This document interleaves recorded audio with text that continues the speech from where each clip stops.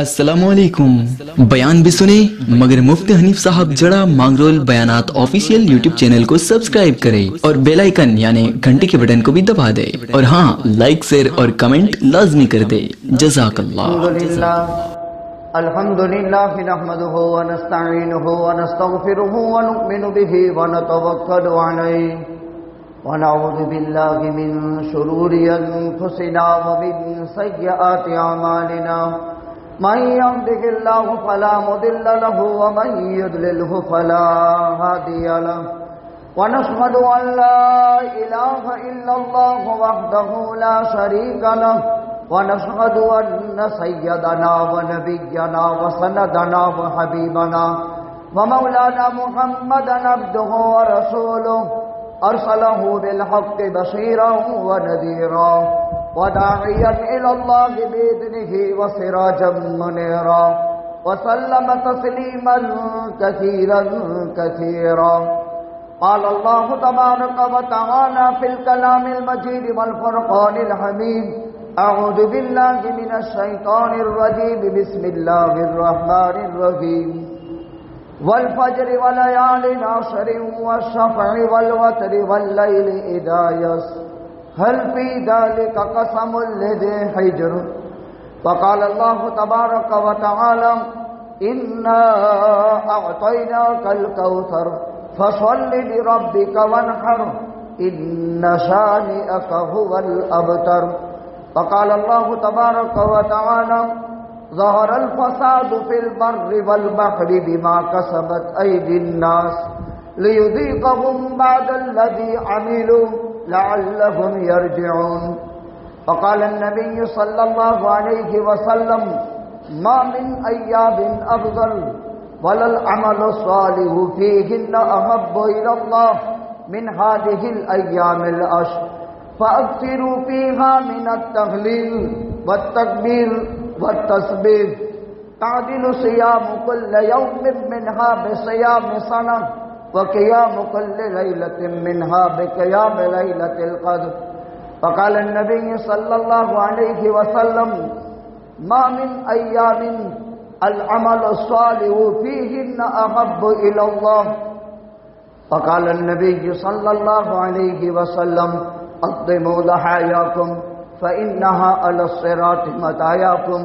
وقال النبي صلى الله عليه وسلم: من أحيا الليالي الخمس وجبت له الجنة.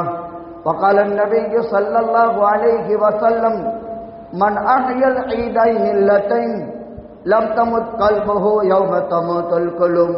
صدق الله العلي العظيم وصدق رسوله النبي الأمي الكريم ونحن على ذلك لمن الشاهدين والشاكرين. الحمد لله رب العالمين. واجب الاحترام بزرگوں اور دینی بھائیوں، اسلامی سال کا عظیم القدر مہینہ اشہر حج میں کا دوسرا ذوالقعدۃ الحرام کے آج 26 تاریخ ہے. اس حساب سے اسلامی سال کا عظیم القدر بہت بڑا مہینہ جس میں دو عبادتیں ایک ساتھ ادا کی جاتی ہیں، حج اور قربانی.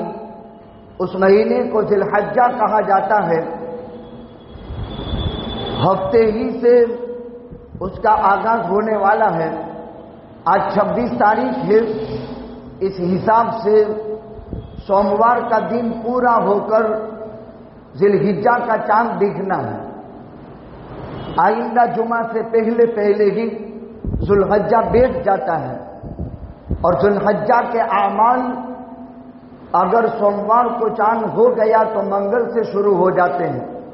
اس حساب سے آپ حضرات کی خدمت میں دو اعمال ذو الحجہ کا عشرۂ اول اور قربانی کے سلسلے میں چند آیات اور احادیث میں نے پڑھی ہے، اور موجودہ حالات کے تناظر سے ایک قرآن کریم کی آیت پڑھی ہے. بزرگوں، اللہ تعالیٰ کی یہ سنت ہے، اللہ تعالیٰ کا یہ طریقہ ہے. جب زمین پر اللہ کی بغاوت، اللہ کی نافرمانی حد سے زیادہ ہو جاتی ہے، اور انسان اور جنات جب اللہ کو چیلنج کرتے ہیں تو پھر اللہ تعالیٰ کی غیرت جوش میں آتی ہے۔ ظہر الفساد فی البر والبحر بما کسبت ایدی الناس، انسانوں کے کرتوت جب حد سے زیادہ خراب ہو جاتے ہیں تو پھر اللہ سمندروں میں طوفان پیدا کرتا ہے اور زمین پر طوفان پیدا ہوتے ہیں۔ یہ انسانوں کے عمل کا دخل ہے، انسانوں کے کرتوت کی وجہ سے سمندروں میں طوفان پیدا ہوتے ہیں۔ لِيُذِيقَهُمْ بَعْدَ الَّذِي عَمِلُوا، اور اللہ اس عذاب کے ذریعے سے بعض گناہوں کی سزا آخرت سے پہلے دنیا میں فوری طور پر دے دیتا ہے، اور اس سزا کے ذریعے سے جو حضرات بچ گئے ان کو انابت اللہ اور رجوع اللہ کی توفیق ہوتی ہے۔ حدیث شریف میں فرمایا گیا جب انسان حد تجاوزی کر دیتا ہے اللہ کی بغاوت میں، اللہ کے احکام کی خلاف ورزی میں، اللہ کی نافرمانی میں ساری حدیں پار کر دیتا ہے، تو سمندر اللہ تعالیٰ سے اجازت مانگتا ہے، اے اللہ مجھے اجازت دے دے کہ میں ان پر حاوی ہو جاؤں اور سب کو زمین سے کھینچ کر میرے اندر کر دوں۔ اس لیے سمندر کی موجیں کئی کلومیٹر تک اوپر جاتی ہے اور دلالت حال سے وہ اللہ سے شکایت کرتی ہے، اے اللہ مجھے موقع دے دے تاکہ میں ان پر چڑھ جاؤں اور ان سب خشکی والوں کو میرے اندر لے لوں۔ زمین کہتی ہے، اے اللہ تیری بغاوت حد سے زیادہ ہو گئی، مجھے اجازت دے دے میں اپنے اندر اس کو نگل لوں، اور زلزلہ پیدا ہو جاتا ہے۔ فرشتے کہتے ہیں، اے اللہ اب حد ہو گئی، ہم کو اجازت دے دو کہ تیری زمین کو صاف کر دے۔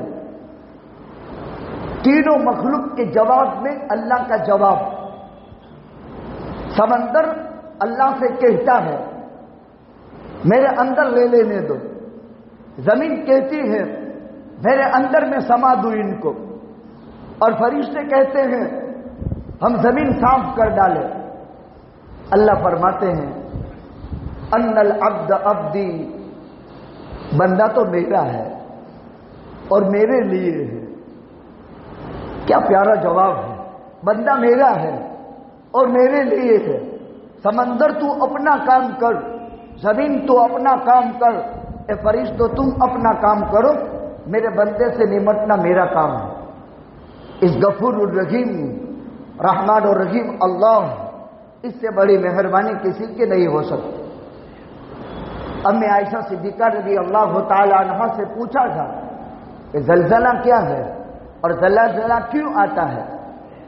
اسی نسبت سے یہ روایت میں نے پڑھی، سمندری طوفان کیوں آتا ہے اور سمندروں کے اندر سے یہ سارے طوفان اٹھ کر کے باہر آتے ہیں۔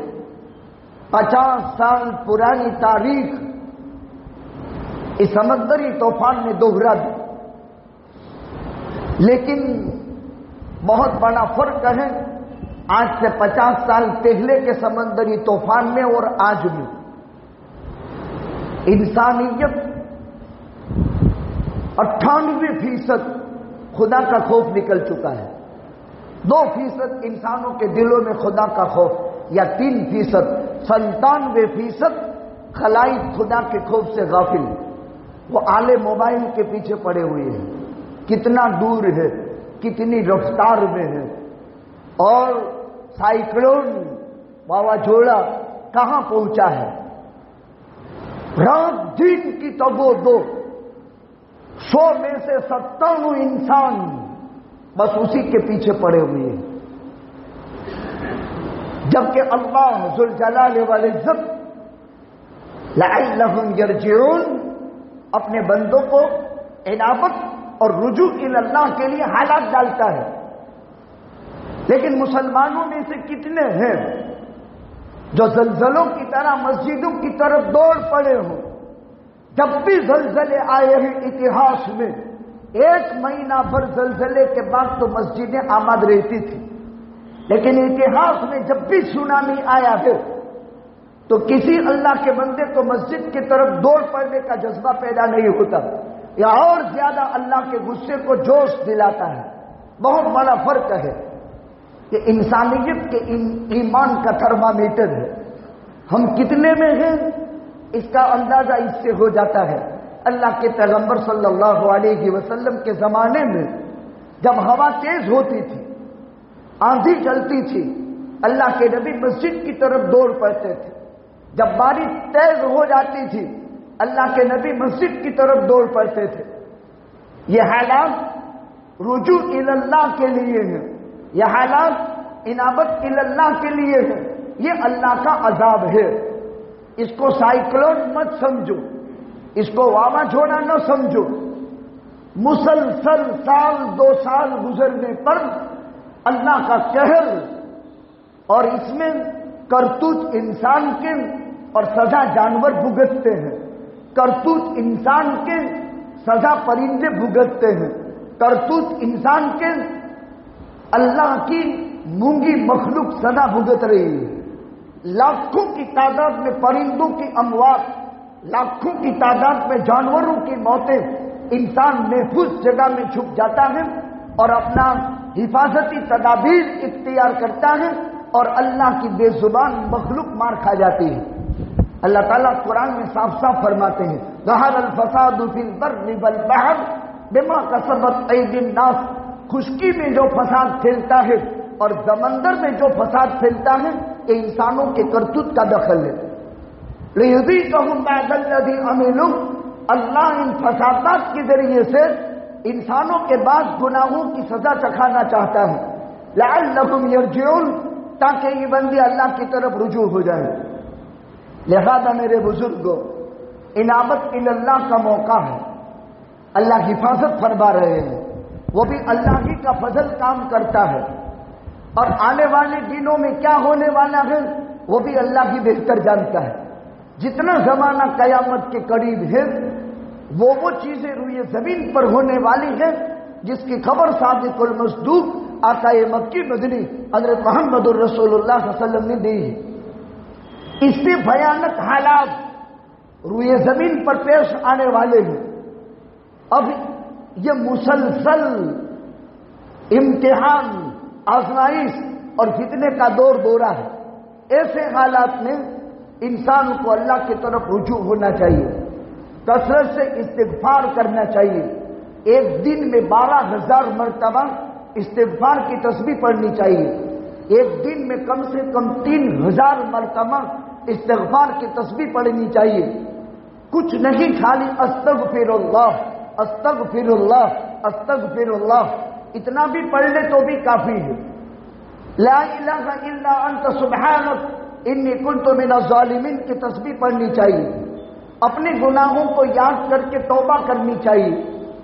دکھی مخلوق اللہ کی جتنی بھی ہے ان کی ہمدردی اور خدمت کے جذبات دلوں میں پیدا کرنے چاہیے، اور دوسروں کے دکھ درد کے اندر کام آنے کی کوشش کرنا چاہیے.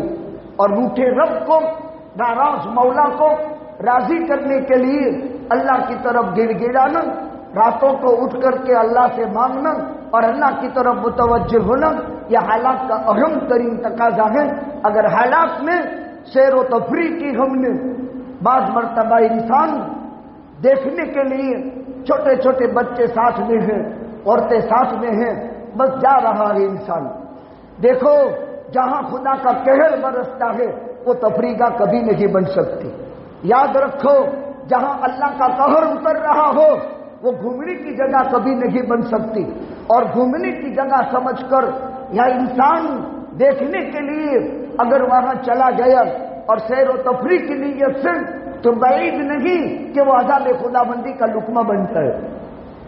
ایسی جگہوں سے اجتناب کرنا چاہیے، ایسی جگہوں سے پرہیز کرنا چاہیے، بجائے اس کے کہ ہم مرد اور عورت اور بچوں سمیت آدمی نکل جائے گھر سے باہر، یہ مناسب نہیں ہے۔ اللہ کے قہر کو کبھی بھی تفریقہ نہیں بنایا جا سکتا ہے۔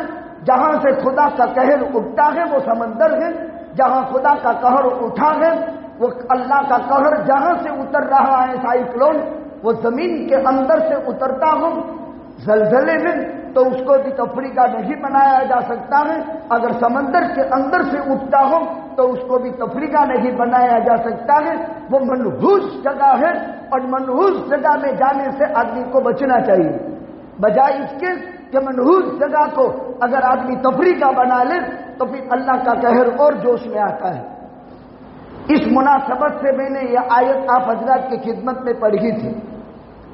دوسری آیت کریمہ سورہ فجر کی ابتدائی آیات میں نے پڑھی، والفجر، قسم ہے نماز فجر کی، ولیال عشر، اور قسم ہے 10 راتوں کی، والشفع والوتر، اور قربانی کے دین کی اور عرفہ کے دین کی۔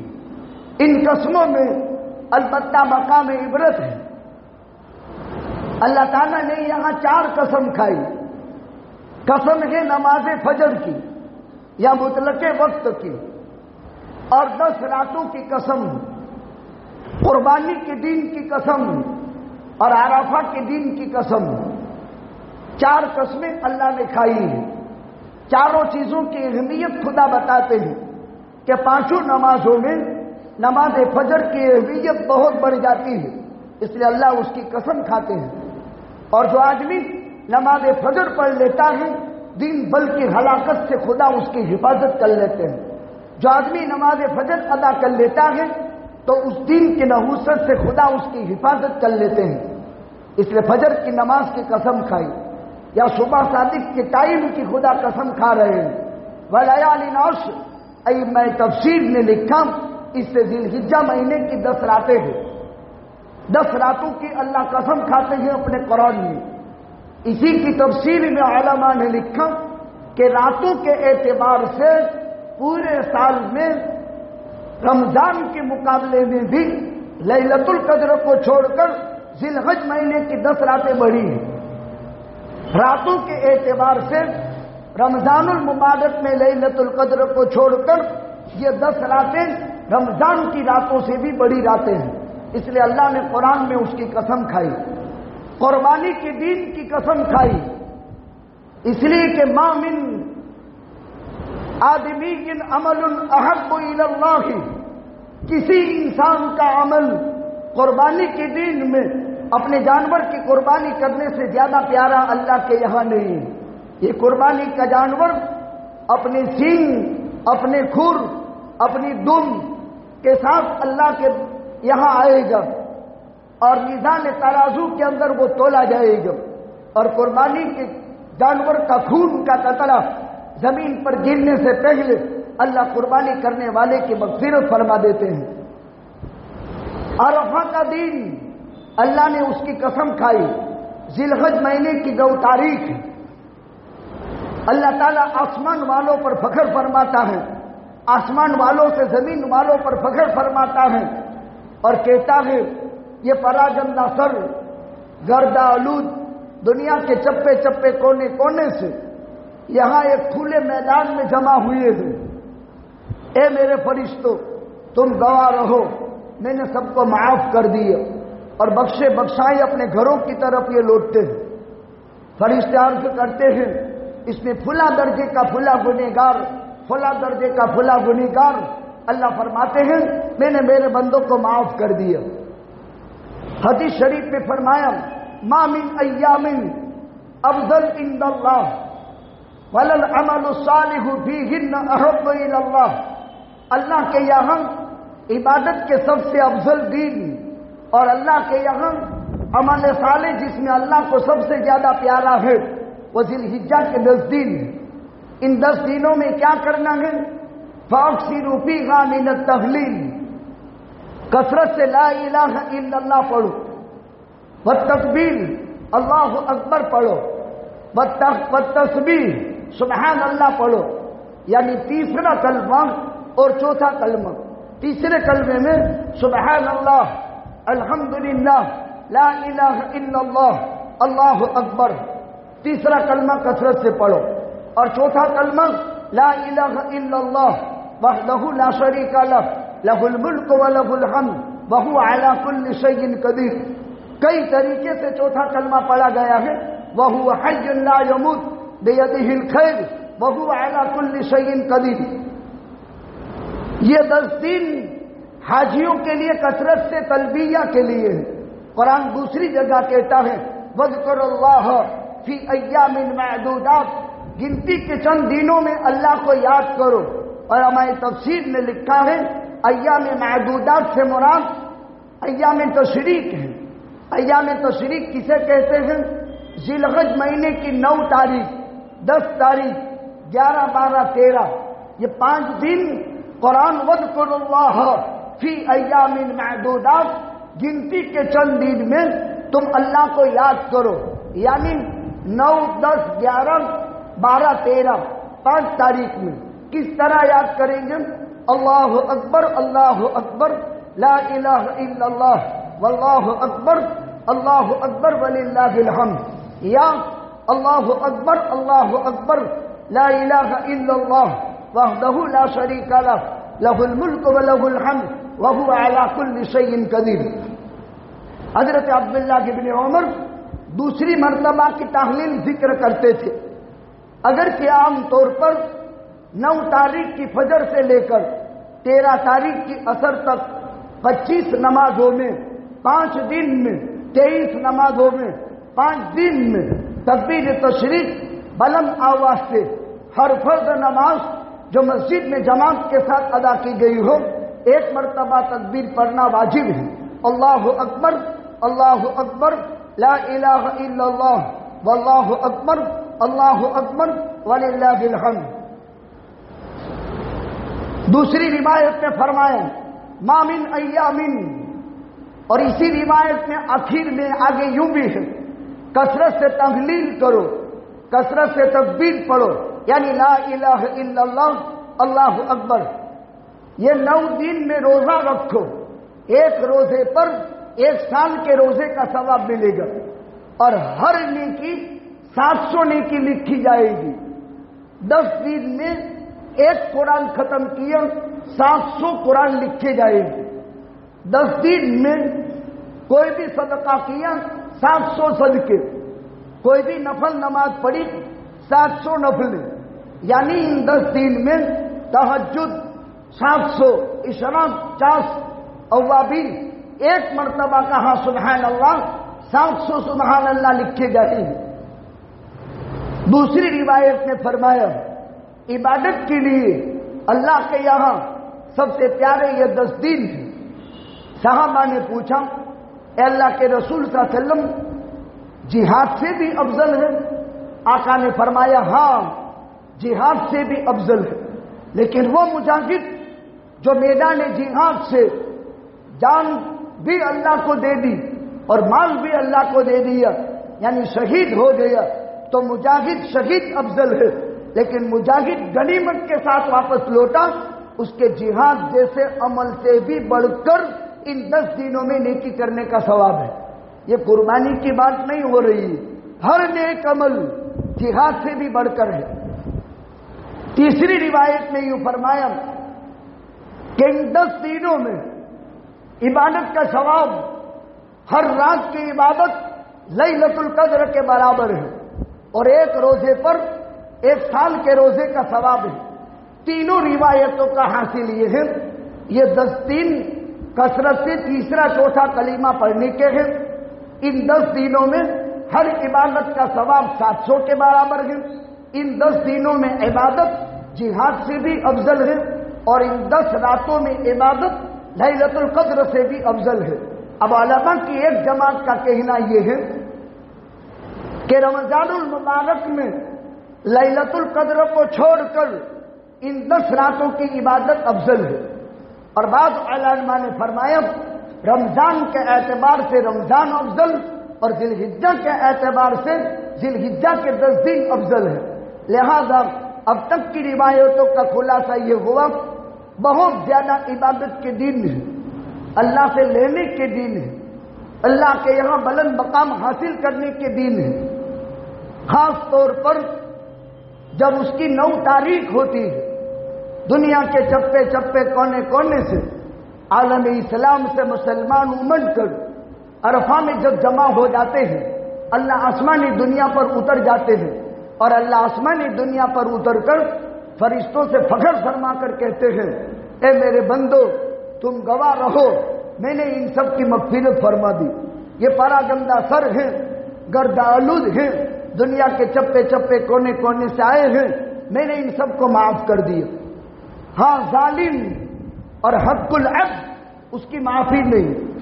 پھر آپ مزدلفہ تشریف لے گئے، مزدلفہ میں رات بھر یہی دعا کرتے رہے، اے اللہ میری امت کی مغفرت کر دے۔ رات بھر دعا ہوئی، عرفہ میں دن بھر دعا۔ ظالم اور حق العبد کے سوا کی معافی تو ہو گئی، لیکن 2 گنہگاروں کو معاف نہیں کیا، حقوق العباد اور ظالم، ظلم اور حق العبد کی ناقابل تلافی گناہ۔ آقا نے رات بھر مزدلفہ میں دعا کی۔ جب مزدلفہ کی صبح ہو گئی، آقا نے فرمایا، اے اللہ تو مظلوم کو جنت دے کر بھی خوش کر سکتا ہے، تو مظلوم کو جنت دے کر بھی خوش کر سکتا ہے، اے اللہ مظلوم کو جنت دے کر خوش کر دے، ظالم کو معاف کر دے۔ آقا کی دعا قبول ہو گئی، اور مزدلفہ کی صبح میں وقوف مزدلفہ ہو رہا تھا، آپ کھلکھلا کر ہنسے، یہاں تک کہ آپ کے دانت کھل گئے۔ سیدنا ابوبکر صدیق نے فرمایا، فدا کا ابی و امی یا رسول اللہ، میرے ماں باپ پر قربان ہو اللہ کے رسول صلی اللہ علیہ وسلم، یہ وقت ہنسنے کا نہیں، آپ کیسے ہنسے؟ صحابہ عجیب قسم کے لوگ تھے، اللہ کے پیغمبر سے بے تکلف تعلق تھا، اور سیدنا ابوبکر صدیق کا حال تو بڑا عجیب، ہر بات نبی جی کی پوچھ لی، سیدھا سوال کر لیتے تھے۔ اسی میں انسانیت ہے، اسی میں دلوں کی پاکیزگی ہے۔ بغض اندر کی دشمنی ہوتی ہے، اچھی چیز نہیں۔ جو بھی ہو آدمی صراحتاً اصولی بات کر لے۔ حضرت ابوبکر صدیق نے پوچھ لیا، آقا نے فرمایا، ابوبکر عرفہ کے دن اللہ کی مغفرت عام ہو جاتی ہے، اور اللہ نے سب کے لیے مغفرت کا وعدہ کیا، یہاں تک کہ شیطان اپنا ماتھا پیٹتے ہوئے، اپنے بالوں کو نوچتے ہوئے سمندر میں جا گھسا، اس میں غصے کی آگ پیدا ہوئی، زندگی بھر اس انسان کی گمراہی کے لیے میل اور میرا ریسٹورنٹ استعمال ہوتا رہا، اور آج اللہ نے یہاں بلا کر اس کی مغفرت کر دی۔ یہ میری گمراہی کا مظہر تھا، آج اللہ نے اس کو ہدایت کا مظہر بنا دیا۔ غصے میں آ کر آنکھ بگولا ہو جاتا ہے، اور اپنے غصے کی آنکھ کو ٹھنڈی کرنے کے لیے اپنے آپ کو دریا میں ڈال دیتا ہے۔ اس حالت پر اللہ کے پیغمبر ہنس پڑے۔ ایک دشمن کی دشمنامت کامیاب نہیں ہوئی، اور دشمن ذلیل ہوا۔ رامدائے دربار تو پہلے سے ہو چکا تھا، اس کی زندگی بھر کی محنت پر ٹھنڈا پانی پھیر گیا۔ اللہ نے اس بندے کو معاف کر دیا، اور جس کے حق میں یہ سفارش کرے اس کی سفارش قبول کر لی، اور 40 دن تک حج کے بعد اس کا احترام ملحوظ رکھا گیا۔ آقا نے فرمایا، انسانوں کی عمومی مغفرت اور شیطان کی ذلتی اور شیطان کی رسوائی پر مجھے ہنسی آ گئی۔ یہ 9 تاریخ ہے، والشفع اور قربانی کے دین کی قسم، یہ دین عالم اسلام میں عظیم یادگار دین منایا جاتا ہے۔ اسی لیے قربانی کے دین، جانور کی قربانی سے عمل اللہ کے یہاں کوئی افضل اور مقبول نہیں۔ لہذا اب تک کی بات کا خلاصہ، ذی الحجہ کے 10 دن اللہ کے یہاں بہت پیارے ہیں، اور 10 راتیں ہر رات کی عبادت لیلۃ القدر کے برابر ہیں۔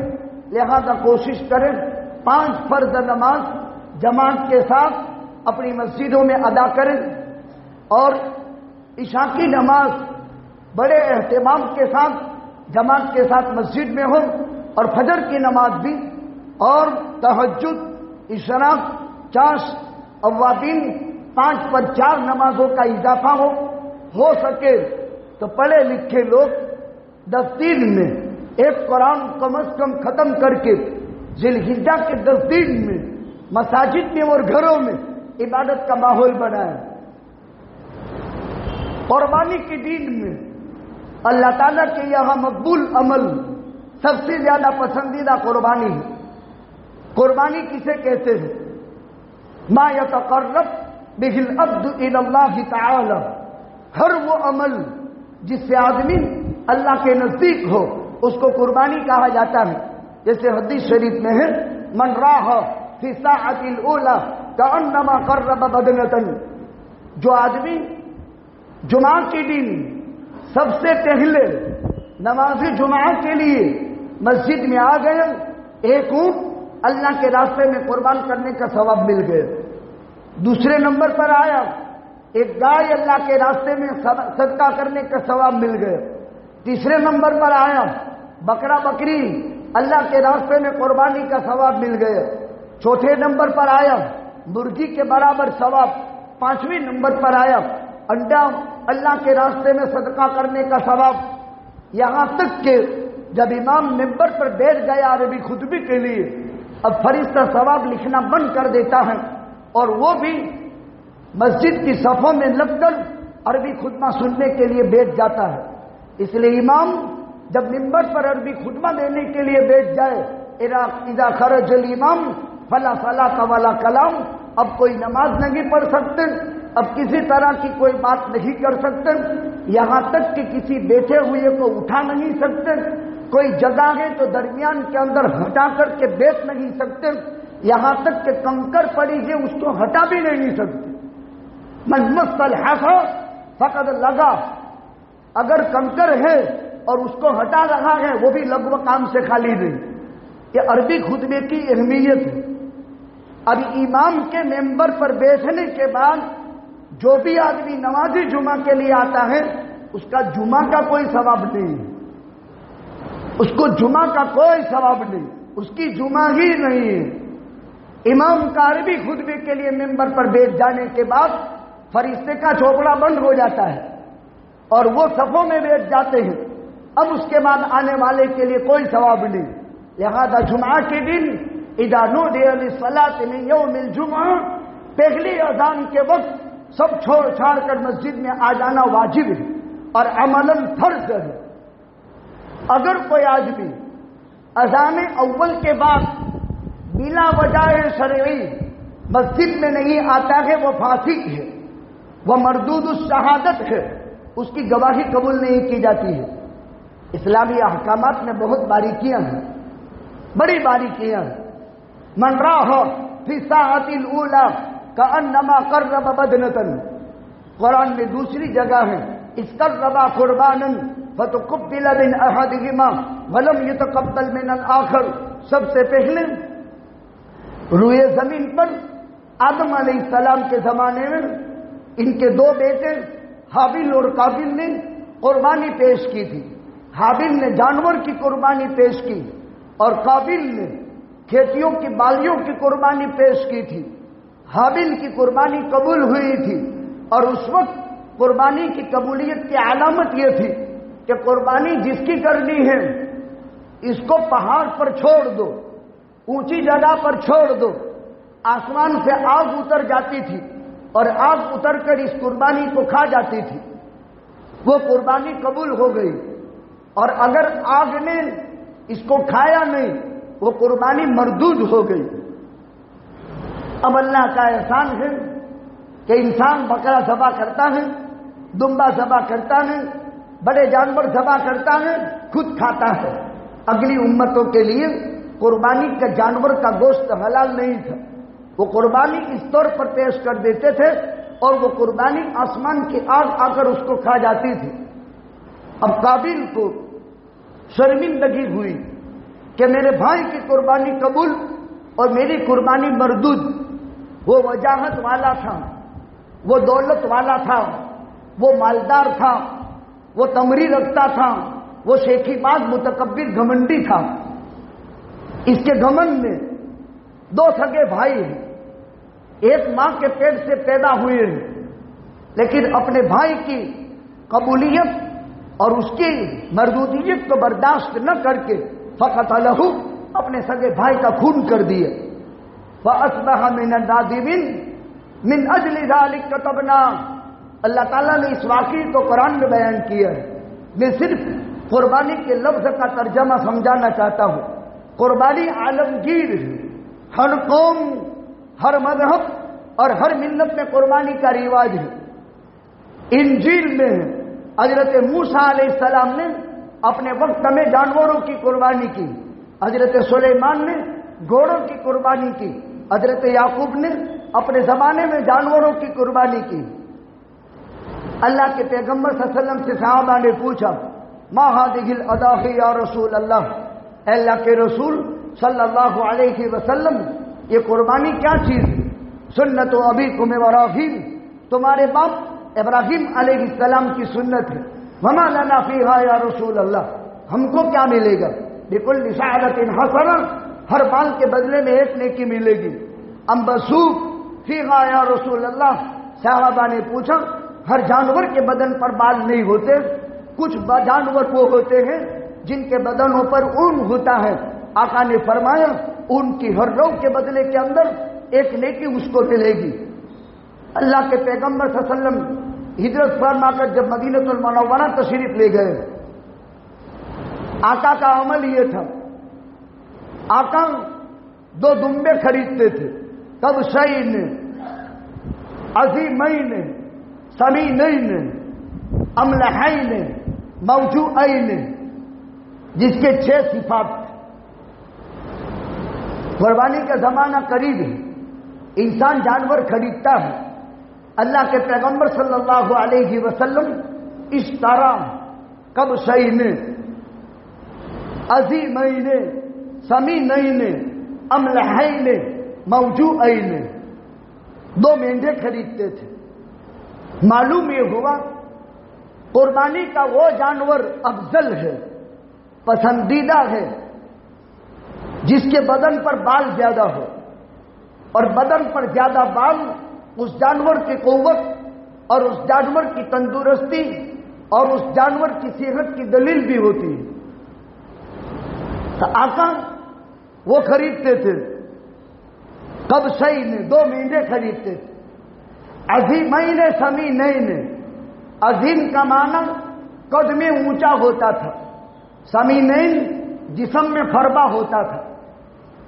2 مینڈے تھے، ایک صفت یعنی بکرا نہیں تھا، یعنی پالا نہیں تھا، یعنی اور قربانی کے حلال جانور نہیں تھے، بلکہ آپ 2 مینڈے خریدتے تھے جو شکل صورت میں گھیٹے کی طرح ہوتا ہے۔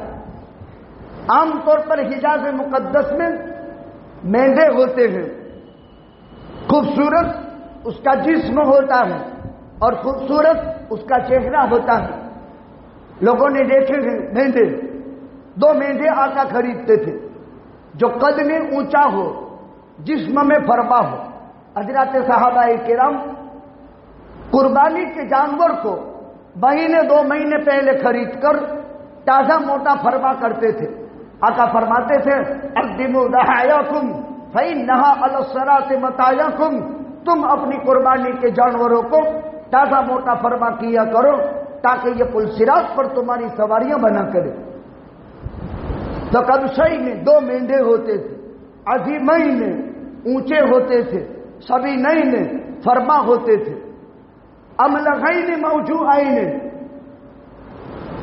چت کبڑے ہوتے تھے، یعنی سرخ سیاہ کالا سفید چت کبڑا مینڈا خریدتے تھے۔ صرف سفید نہیں، صرف کالا نہیں، صرف لال رنگ کا نہیں، چت کبڑا رنگ کا ہوتا تھا وہ خریدتے تھے۔ اخیر میں اس کو کھسی بناتے تھے۔ کھیسا یہ محبوب ترین عمل ہے، جانور کو کھسی بنایا جاتا ہے۔ کھسی بنانے کا مطلب یہ ہوتا تھا کہ جس جانور کو کھسی بنا دیا گیا وہ جانور اس کا گوشت صاف ہو جاتا ہے، اور وہ جانور تازہ موٹا فربا بنتا ہے. لہذا آپ کھسی مینڈے خریدتے تھے یا خرید کر کے مینڈے کو کھسی بنا دیتے تھے. ایک اپنی طرف سے کرتے تھے اور ایک اپنی امت کے ان لوگوں کی طرف سے جو قربانی نہیں کر سکتے ہیں ان کی طرف سے آقا قربانی کرتے تھے. واٹس ایپ پر، چونکہ آج کی دنیا یہی ہے، دنیا میں بہت ساری مخلوق رہتی ہے. اب وہ لکھتے ہیں کہ اللہ کے پیغمبر کی طرف سے کوئی قربانی ثابت نہیں ہے، مرحوموں کی طرف سے کوئی قربانی ثابت نہیں ہے. یہ سب غلط ہے، یہ سب ہوا پرستی ہے. یہ انسانیت سوچ کائنات کے خطرناک دشمن لوگ ہیں. بھلے ان کے حلیے کتنے ہی تازہ تگڑے معلوم ہوتے ہو، وہ آدھی کمر تک شملہ لٹکاتے ہو، لیکن آپ کے پاس دلیل ہے. ہمارے نبی جی نے ہر سال 2 مینڈے خریدتے تھے. آدمی پر ایک قربانی واجب ہے. آقا اپنی امت کی طرف سے قربانی کرتے تھے. جو پیغمبر اپنی امت کو قربانی میں یاد رکھتا ہو وہ کتنی احسان فراموش امت ہوگی، وہ کتنی ناقدری امت ہوگی، وہ کتنی بے حس امت ہوگی کہ جب پیغمبر یاد کرتا ہو تو یہ پیغمبر کو یاد نہ کرے. اسے احسان فراموش کوئی ہو نہیں سکتا.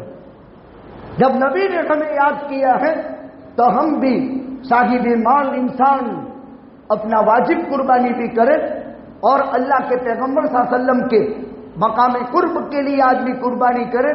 بہت بڑے ثواب کا باعث ہے. بلکہ اس کے بعد اگر اللہ نے دیا ہے ازواج مطہرات امہات المومنین 11 ماؤں میں سے ایک ماں کے نام سے قربانی کرے، بہت بڑے ثواب کا باعث. پھر اللہ نے اگر دیا ہے خلفائے راشدین کی طرف سے قربانی کرے، اگر اللہ نے دیا ہے عشرائے مبشرہ کی طرف سے قربانی کرے. ذرا کر کے تو دیکھیں آدمی، مال اللہ کے نام پر لٹانے کا ٹائم ہے. اللہ کا دیا ہوا سرمایہ خون بہانے سے بڑا مقبول عمل ما عمل آدمی، کسی آدمی کا کوئی عمل اللہ کے یہاں اپنے جانور کی قربانی کرنے سے زیادہ پیارا عمل اللہ کے یہاں نہیں. قربانی کس پر واجب ہے؟ ہر صاحب نصاب انسان جو مالدار اپنے مال کی زکات ادا کرتا ہے، ایسے انسان پر قربانی واجب. یا مالدار صاحب نصاب نہیں تھا لیکن ذی الحجہ مہینے میں اس کے پاس قربانی کے دنوں میں اتنا مال آ گیا کہ یہ صاحب نصاب ہو گیا، اس پر بھی قربانی واجب ہو گئی. اس کے لیے سال بھر مال دینا ضروری نہیں ہے. ذی الحجہ کا چاند ہو گیا اور 10، 11، 12 تاریخ تک اس کے پاس مال رہا، اب اس کے لیے جانور خرید کر اس کی قربانی کرنا اس پر واجب ہے. جو صاحب نصاب مالک نصاب آدمی ہے، مرد ہے اس پر بھی واجب، عورت ہے اس پر بھی واجب. بالغ ہونا چاہیے، نامالک کی طرف سے قربانی واجب نہیں. ہر ایک اپنی قربانی کی نیت علیحدہ کرے. پورے گھر کی طرف سے ایک بکرا یا پورے گھر کی طرف سے ایک پادا کافی نہیں. گھر میں داخلہ طریقے 9 ممبر ہیں، 8 ممبر جن پر قربانی واجب ہے، تو پاڈے میں تو 7 بھاگ ہے، 2 بھاگ رہ گئے.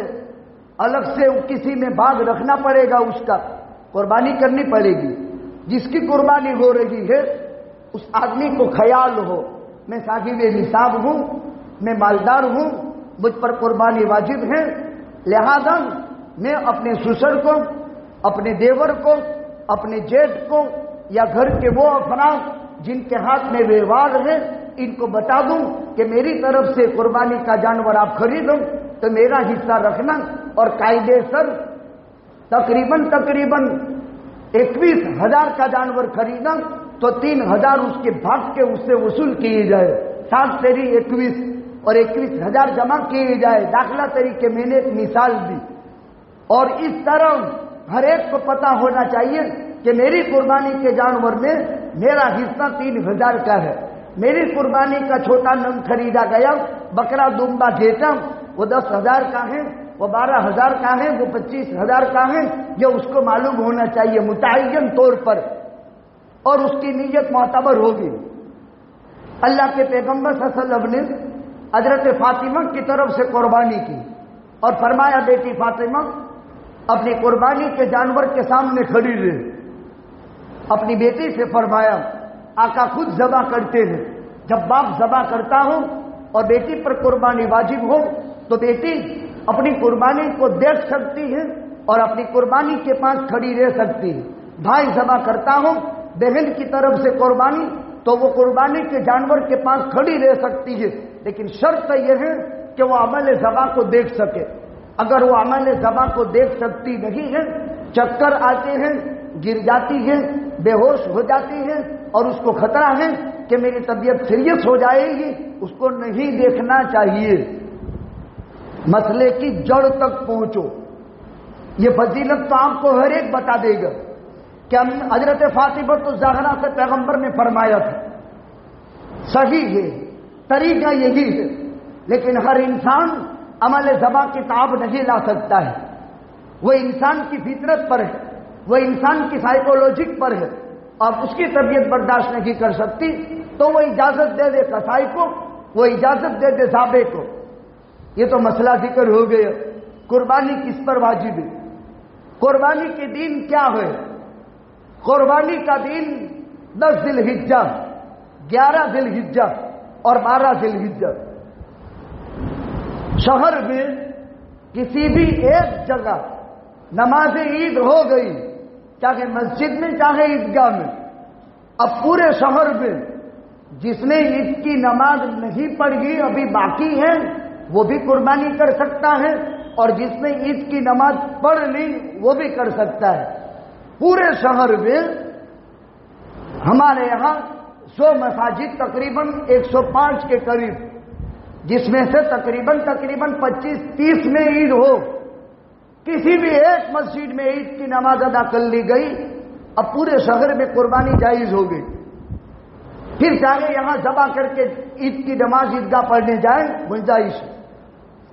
دیہات ہے گامڑا، وہاں صبح صادق کے بعد قربانی کا ٹائم ہو جاتا ہے، جہاں عید کی نماز سگی نہیں ہے اور وہاں عید نہیں پڑھی جاتی ہے، ایسے چھوٹے دیہات میں نماز فجر کے بعد قربانی جائز ہو جاتی ہے۔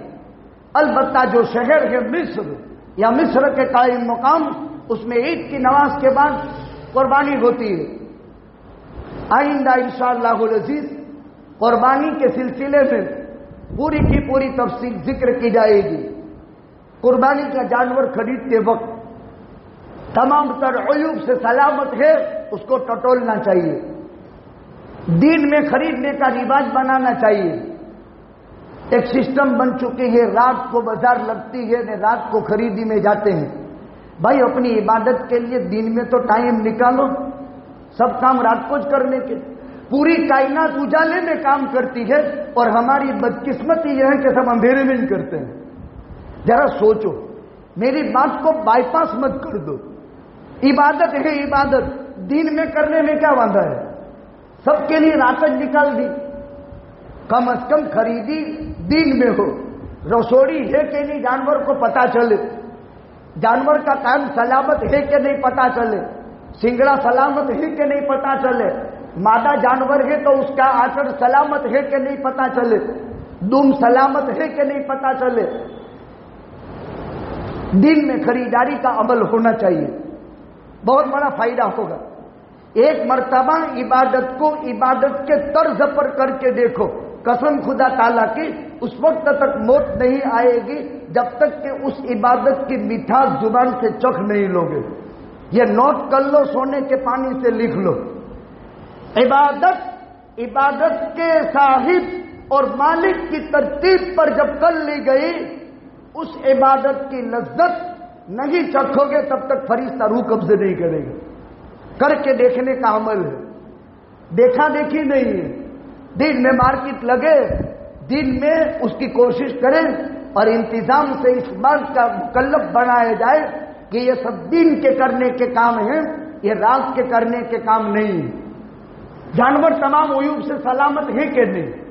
اس کو دیکھیں، کوئی بھی ایپ ما یجوز بہ القربانی ہو، بھلے چل سکتا ہو تو بھی خریدے نہیں، اس لیے کہ ذبیح اللہ اسماعیل میں کوئی عیب نہیں تھا۔ ذرا اسماعیل کو یاد کر لیں، ابراہیم کے 5 امتحانات میں اس امتحان کا ذکر کیا جائے گا، وہ اسماعیل کیسا تھا۔ ایسا جانور خریدا جائے جو پل صراط پر سواری بنے گا، جو خوبصورت بھی ہو، جو خوبصورت بھی ہو، جو اللہ کے خوشنودی کے لیے ہو، جو خدا کے تقوی اور خوف کی بنیاد پر ہو اپنا جانور۔ لہذا کوئی عیب خریدتے وقت نظر آئے مت خریدو، خریدنے کے بعد پتا چلا اس میں عیب ہے۔ سینگ کا مسئلہ الگ ہے، کان کا مسئلہ الگ ہے، دم کا مسئلہ۔ سینگ اگر جڑ سے اکھڑ گیا ہے وہ جانور قربانی میں نہیں چلتا ہے۔ عام طور پر بکروں میں، گھیٹوں میں سنگڑے کا کھوڑ نکل جاتا ہے اکثر و بیشتر، تو وہ کھول ہے، وہ سینگ نہیں ہے۔ جڑ سے لگا ہوا ہے تو اس کی قربانی جائز، اور اگر جڑ سے اکھڑ گیا ہے تو اس کی قربانی جائز نہیں۔ سینگ کا مسئلہ کیوں بیان کیا؟ بکروں کی اس نو میں لڑنے کی عادت ہے، اور وہ عام طور پر ماتھے سے ماتھا لڑتے ہیں، اور اس میں سینگ میں ٹوٹنے کے قوی احتمال ہے۔ شریعت کے مسائل کی باریکیوں پر اور اس کی حکمتوں پر نظر دوڑاؤ تو ایک ایک مسئلے میں حکمتوں کی لمبی چوڑی کلومیٹر کی لائن کھینچی ہے۔ عجیب حکمتیں ہیں، مسالے اور حکم عجیب قسم کی بیان کی۔ مادہ اور نر کے مقابلے میں نر افضل ہے، مادہ مفضول ہے، یعنی نر جانور کی قربانی افضل ہے مادہ جانور کے مقابلے میں۔ بکرا بکری، دمبا دمبی، گھیٹا گھیٹی 1 سال کا ہونا چاہیے۔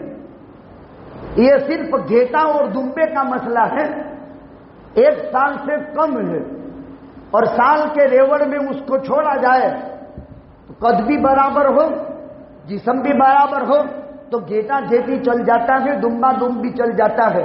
باقی عمر بکرا بکری، دمبا دمبی، گھیٹا گھیٹی میں 1 سال کی ہے۔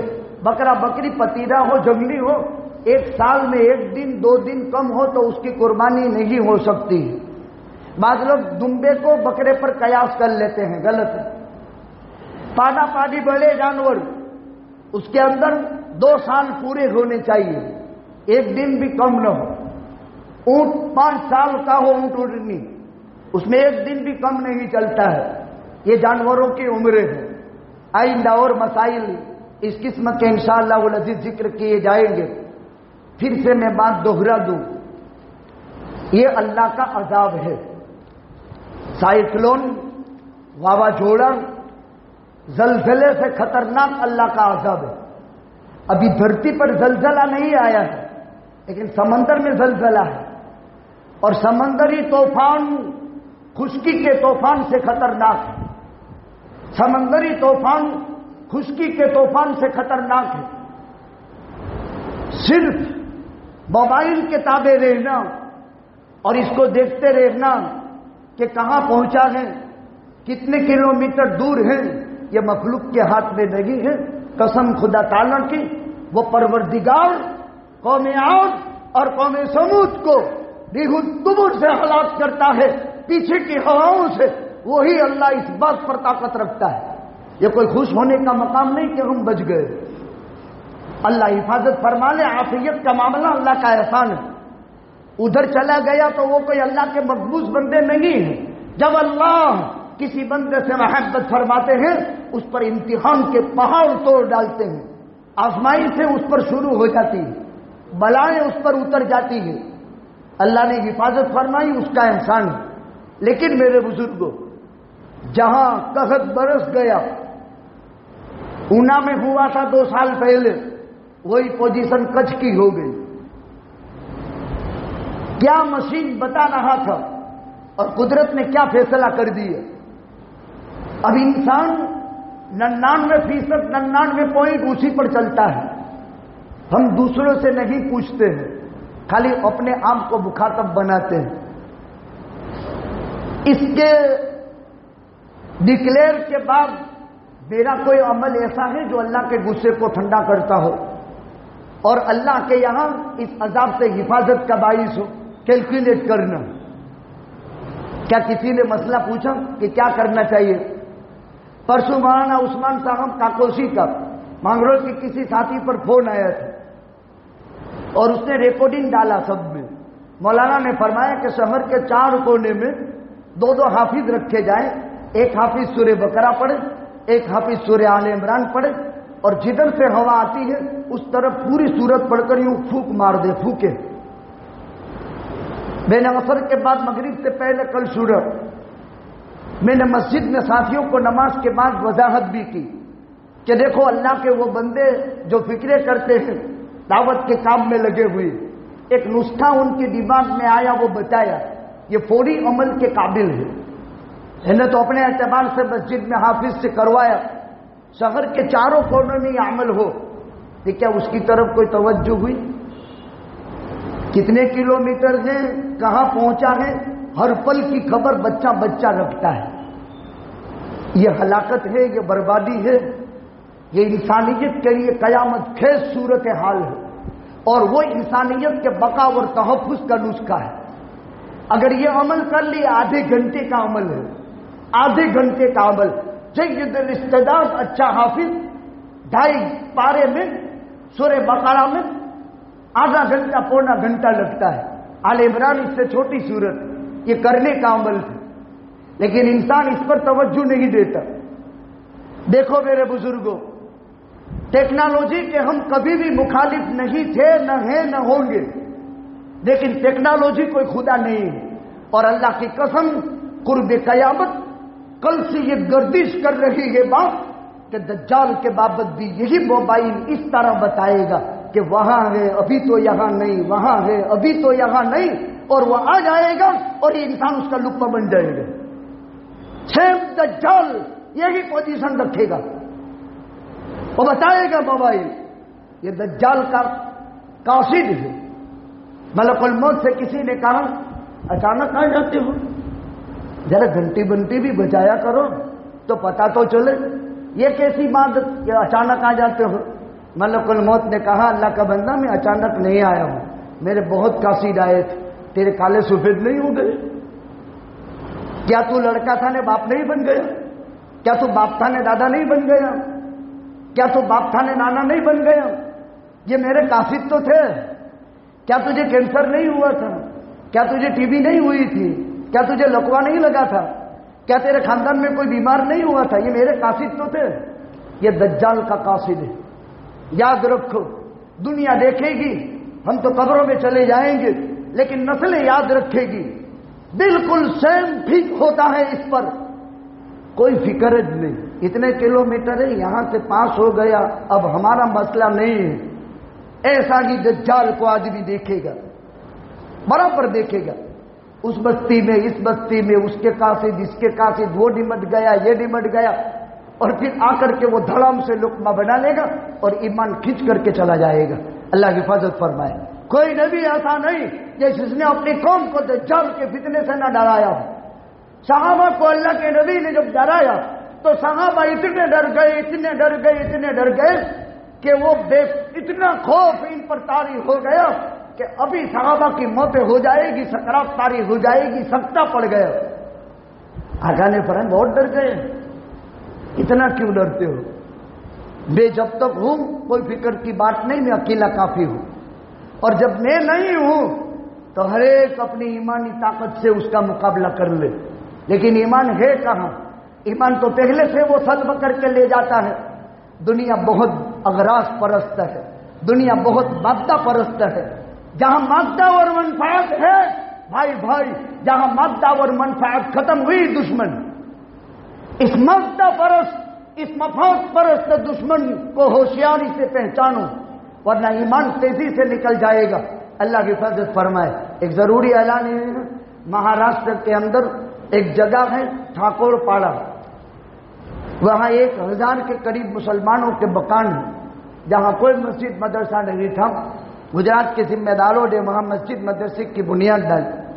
اکثر جھونپڑ پٹی کا ایریا ہے، بہت پسماندہ مفلوق الحال مسلمان رہتے ہیں جن کے اندر استطاعت نہیں ہے کہ اتنا بڑا کام کر سکے۔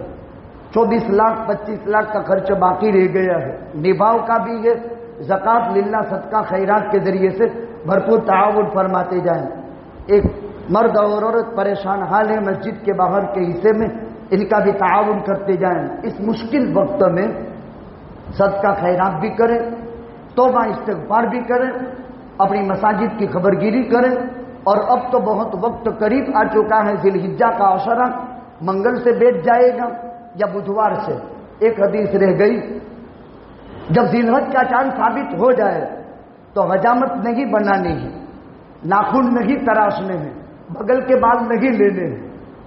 آقا نے فرمایا جس آدمی پر قربانی واجب ہے، سوموار کا دن آخری سمجھو، مغرب سے پہلے پہلے فارغ ہو جائے حجامتوں سے، پھر نہیں اگر چاند ہو گیا۔